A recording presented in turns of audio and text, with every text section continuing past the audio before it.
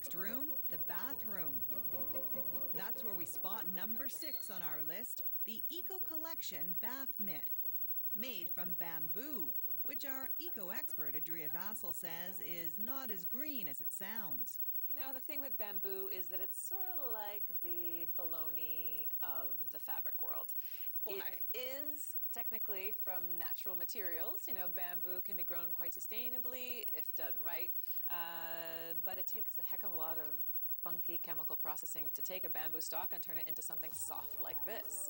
We call Upper Canada Soap Company, and they tell us our packaging includes necessary product information for our customers to make an informed decision.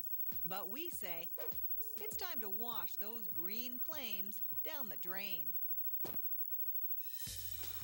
To get the goods on green, we visit a Vancouver marketing insider. Hey, Mark, I'm Erica. Mark Stoiber's helped companies with their spin for more than 20 years, but now he's helping them go green. Why are companies doing this, trying to get away with claims, hoping people won't realize that they're not actually as green as they seem? Companies believe that there's a shortcut. They're not evolving as quickly as consumers, so they still believe consumers can be duped. Check out number 5 on our list, Vim Power Pro Naturals Bathroom Cleaner. It says 98% natural. What does that mean? Well, pretty much next to nothing, because the word natural is totally unregulated. And I would bet money on the fact that this product does not come straight from nature. It is a betting game because, remember, companies don't have to list their ingredients on cleaning products. So we call up the company, Unilever. I'm just wondering, what are the ingredients that make it natural? Unilever does not disclose specified ingredients information. However, if it's a medical necessity for this information, Unilever would be more than happy to work with your physician. Oh, wow. We run that by our green shoppers. In other words, what they're saying is we don't have to tell you what's in here unless you get a letter from your doctor. If I make the choice to buy it, I have the right to know what's in it. We think so too, so we send off Vim for testing to see how much of it actually comes from nature. Meantime, marketing insider Mark Stoiber says it doesn't work anymore when companies keep secrets from customers. I believe it's old school thinking. Transparency is the new status quo. So hiding things and making false claims is going to blow up 10 times faster in their face than it used to. The test results are in. Like most cleaning products, it's mostly water, but the rest, 1/4 petroleum-based chemicals. Unilever tells us our naturally derived claim is based on all of the ingredients in the product, including water. So the water bumps it up to 98% natural?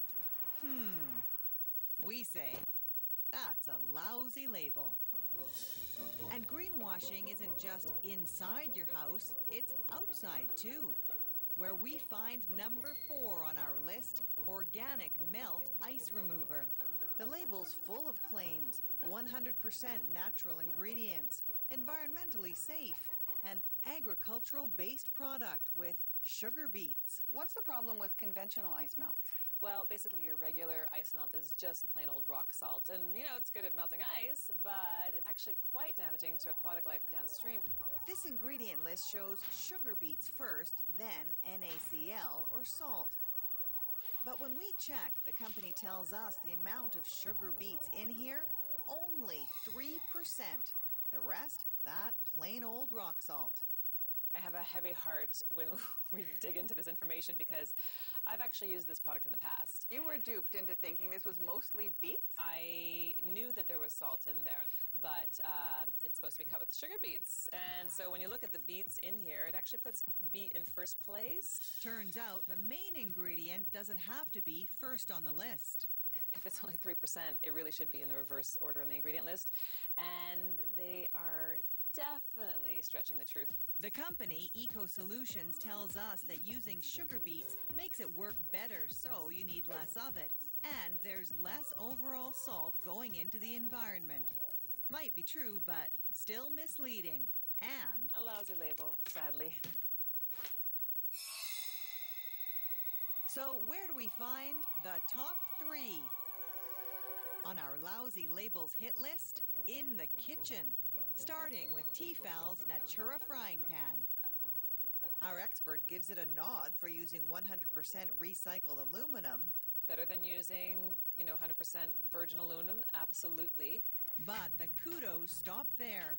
The label says no PFOA, a synthetic chemical used to make non-stick coatings. There's huge concern around PFOA.